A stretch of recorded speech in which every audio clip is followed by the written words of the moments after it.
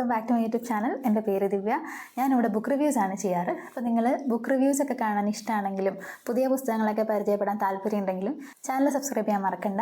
ഞാൻ പരിചയപ്പെടുത്താൻ പോകുന്ന പുസ്തകം അൽ അമീൻ അസമിൻ്റെ ഒരിടം തേടി എന്ന് പറഞ്ഞ പുസ്തകമാണ്. പുതിയ പുസ്തകമാണ്. നല്ല ക്യാച്ചിങ് ആയിട്ടുള്ള ഒരു കവറാണ്. കണ്ടാൽ തന്നെ നമുക്ക് പെട്ടെന്ന് എടുക്കാൻ തോന്നുന്ന ഒരു കവറാണിത്. പുസ്തകത്തിൻ്റെ ബേസിക് ഡീറ്റെയിൽസ് പറയാനാണെങ്കിൽ പ്രാപ്ത ബുക്സ് ആണ് പബ്ലിഷ് ചെയ്തിരിക്കുന്നത്. 150 രൂപയാണ് MRP. 70 പേജുള്ളൊരു ചെറിയ നോവൽ പുസ്തകമാണ്. നോവലൈറ്റ് എന്നൊക്കെ വേണേൽ പറയില്ലേ, അതുപോലെ ചെറിയൊരു നോവൽ പുസ്തകമാണ് ഇത്. നിയമസഭയിൽ ഈ അടുത്തൊരു ബുക്ക് ഫെസ്റ്റ് നടന്നിരുന്നില്ലേ, ഒരു 6-7 ദിവസത്തെ ഒരു ലോങ് വലിയൊരു ഫെസ്റ്റിവൽ. ആ ഫെസ്റ്റിവലിന് പോയപ്പോൾ റൈറ്ററിൻ്റെ തന്നെ കയ്യൊപ്പോടുകൂടി വാങ്ങിയ പുസ്തകമാണിത്. പുസ്തകത്തിൻ്റെ ഒരു 1 ലൈൻ പറയാനാണെങ്കിൽ ഒരു ചെറിയ പ്രണയ കഥയാണ്, അങ്ങനെ വേണമെങ്കിൽ പറയാം. ഒരു 70 പേജിനകത്തൊരു ചെറിയ ഫീലിംഗ് എഴുതി വെച്ചാൽ എങ്ങനെ ഉണ്ടാവും. നമുക്ക് കുറച്ചുകൂടെ റിലേറ്റ് ചെയ്യാൻ വേണ്ടി പറയാനാണെങ്കിൽ നല്ല വെയിലൊക്കെ കൊണ്ടിട്ട് വന്നിട്ടേ തണുത്ത ഒരു നാരങ്ങ വെള്ളം കുടിക്കുമ്പോൾ ഒരു സുഖം ഉണ്ടാവില്ലേ, അങ്ങനത്തെ ഒരു പുസ്തകമാണിത്.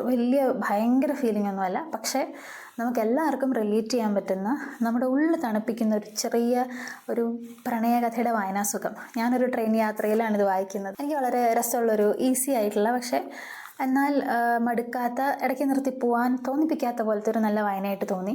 നിങ്ങളിൽ പലരും എന്നെ കാണുന്ന പലരും ഒരുപക്ഷെ പഴയ ട്രഡീഷണൽ ആയിട്ടുള്ള എഴുത്തുകാരുടെ പുസ്തകങ്ങൾ തന്നെ വായിക്കുന്നവരായിരിക്കും. ഞാനൊരു പക്ഷേ MDയുടെയോ മാധവിക്കുട്ടിയുടെയോ ബഷീറിൻ്റെയോ കൂടുതൽ പുസ്തകങ്ങൾ പരിചയപ്പെടുത്തുന്നും ഉണ്ടാവില്ല.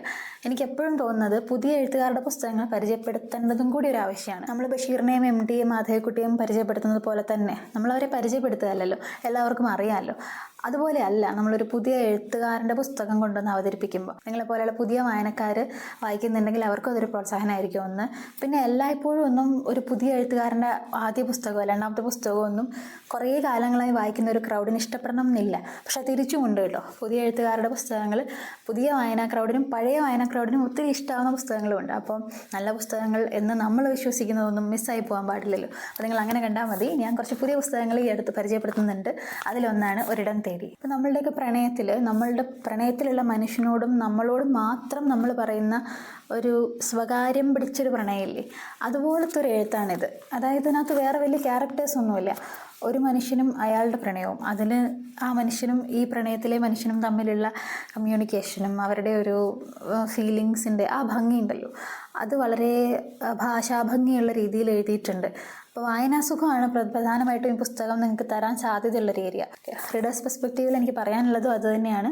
ബിഗിനർ ഫ്രണ്ട്ലിയാണ്, ഈസി റീഡാണ്, നല്ലൊരു വായനാസുഖം തരാൻ സാധ്യതയുള്ള പുസ്തകമാണ്. പുതിയ പുസ്തകങ്ങളൊക്കെ വായിക്കാൻ നിങ്ങൾക്ക് ഇഷ്ടമാണെങ്കിൽ ആ ലിസ്റ്റിലേക്ക് ആഡ് ചെയ്യാൻ പറ്റുന്നൊരു പുസ്തകം കൂടിയാണ്. സിമ്പിളാണ്, ഞാനത് എടുത്ത് പറയാണ്. സിമ്പിൾ, ഈസി റീഡാണ്, പക്ഷേ നിങ്ങൾക്ക് എൻജോയബിൾ ആയിട്ട് തോന്നാൻ സാധ്യതയുണ്ട്. റൈറ്റേഴ്സ് പെർസ്പെക്റ്റീവിൽ പറയാനുള്ളത്, നിങ്ങളൊരു അസ്പയറിങ് എഴുത്തുകാരനാണെങ്കിൽ പുതിയ എഴുത്തുകാരിൽ പലരും പല രീതിയിലൊക്കെയാണ് എഴുതുക. നിങ്ങൾ ശ്രദ്ധിച്ചറിയാൻ പറ്റും. മെമ്മോയേഴ്സിൻ്റെ ഓർമ്മക്കുറിപ്പുകളുടെ പുസ്തകങ്ങൾ എഴുതുന്നവരുണ്ട്. നിങ്ങൾ നോക്കുക, നിങ്ങൾക്ക് എന്താണ് ചെയ്യാൻ പറ്റുന്നത് നിങ്ങൾ ആദ്യം മനസ്സിലാക്കുക. നിങ്ങൾ എന്തിനാണ് എഴുതുന്നത്? നിങ്ങളുടെ കഥയാണോ നിങ്ങൾക്ക് പറയേണ്ടത്, അതോ നിങ്ങളുടെ എന്ത് ക്വാളിറ്റിയാണ് ബാക്കിയുള്ളവരിലേക്ക് കൊടുക്കാൻ നിങ്ങൾ ആഗ്രഹിക്കുന്നത്?